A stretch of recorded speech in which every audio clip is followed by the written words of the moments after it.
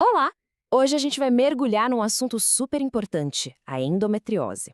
Mais especificamente, vamos falar sobre uma grande virada de chave na forma como essa condição é diagnosticada. Tudo por causa de uma nova diretriz clínica que promete mudar o jogo para milhões de pessoas. Para a gente começar, olhem só para esse número, de 4 a 11 anos. Pensa bem, esse é o tempo que, em média, uma pessoa com endometriose espera por um diagnóstico depois que os sintomas começam a aparecer. É praticamente uma década de dor, de incerteza e de muitas vezes não ser levada a sério. E aí fica a grande pergunta, né? Por que essa demora absurda? O que, afinal, está no meio do caminho, impedindo um diagnóstico mais rápido e um tratamento que poderia começar muito antes? Ok, para a gente conseguir entender essa demora toda, primeiro a gente precisa dar um passo atrás e entender o que é exatamente a endometriose. Bom, a definição técnica é essa, uma doença crônica, inflamatória, mas na prática, o que isso significa? Imagina o tecido que reveste o útero por dentro, o endométrio. Na endometriose, um tecido parecido com esse resolve crescer onde não devia, tipo nos ovários, na bexiga, até no intestino. E o problema é que esse tecido, fora do lugar, se comporta como o endométrio normal. Ele responde aos hormônios do ciclo menstrual, causando inflamação, dor intensa e até cicatrizes. E como a gente identifica isso? Bem, existem alguns sinais de alerta bem claros. Esses são os sintomas mais comuns que deveriam, na hora, levantar a suspeita de endometriose. A lista é longa, vai desde cólicas que incapacitam a pessoa de viver a vida normal, passando por dor pélvica crônica e pode chegar até a infertilidade. São sintomas que, vamos combinar, impactam tudo: qualidade de vida, carreira, relacionamentos. Quanto mais desses sintomas juntos, maior a chance do diagnóstico ser esse. Certo, se os sintomas são tão conhecidos, por que a demora continua sendo um problema tão grande? A resposta, infelizmente, não é simples. É uma combinação de fatores, uma série de barreiras bem complicadas. A gente pode pensar nessas barreiras em 3 níveis diferentes. O primeiro tem a ver com a própria doença. Ela é quase um camaleão, sabe? Os sintomas variam demais e podem facilmente ser confundidos com outras coisas, como a síndrome do intestino irritável. Depois, tem o nível clínico. A falta de treinamento específico pode levar alguns profissionais a, digamos, subestimar a dor que está sendo relatada.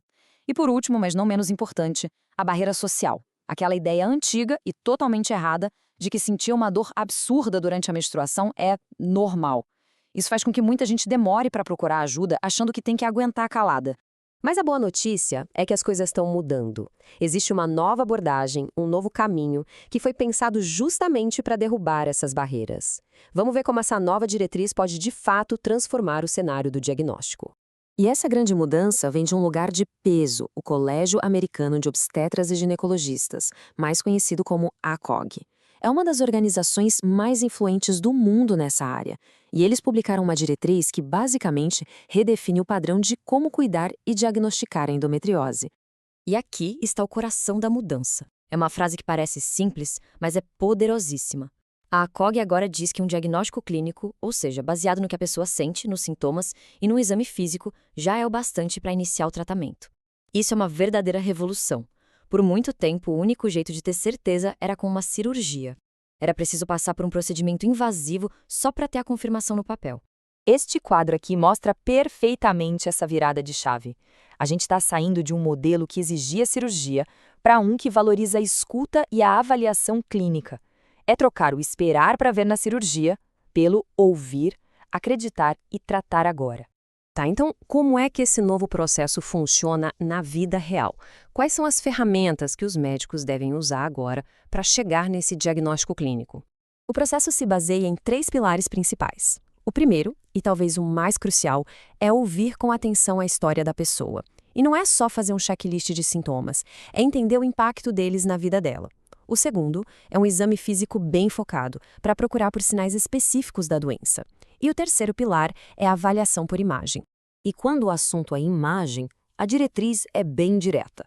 A primeira escolha, a recomendação inicial, é a ultrassonografia transvaginal. É aquele ultrassom feito internamente que dá uma visão muito mais nítida e detalhada dos órgãos pélvicos do que um ultrassom feito pela barriga.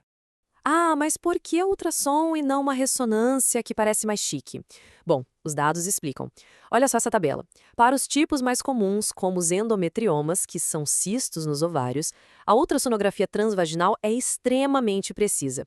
A sensibilidade, que é a capacidade de achar a doença, e a especificidade, que é a de dizer quem não tem, são altíssimas. Os números são muito parecidos com os da ressonância magnética, que é um exame bem mais caro e menos disponível. Ou seja, o ultrassom é uma ferramenta de primeira linha fantástica. Aí sempre vem aquela pergunta, né? Poxa, mas não tem um exame de sangue, algo mais simples para resolver isso? A resposta da ACOG, pelo menos por enquanto, é um sonoro não. A diretriz recomenda fortemente contra o uso desses biomarcadores, que são tipo pistas que o corpo dá. Porque, até hoje, nenhum deles se mostrou confiável o suficiente para diagnosticar endometriose com segurança. Então, por enquanto, a resposta não está num tubo de ensaio. Agora, vamos juntar tudo isso. O que essa informação toda significa na prática? Como isso empodera quem convive com os sintomas? Os pontos para guardar no coração são estes. Primeiro, não precisa mais de cirurgia para começar a se tratar. Segundo, a história de cada um, os sintomas que cada um sente é a peça mais importante do quebra-cabeça. Terceiro, e isso é fundamental, um exame de imagem que não mostra nada não significa que não há endometriose. Às vezes, as lesões são muito pequenas ou superficiais. E, por fim, o grande objetivo disso tudo é um só: acelerar o acesso ao tratamento e ao alívio da dor. Resumindo a ópera, essa diretriz cria um novo padrão.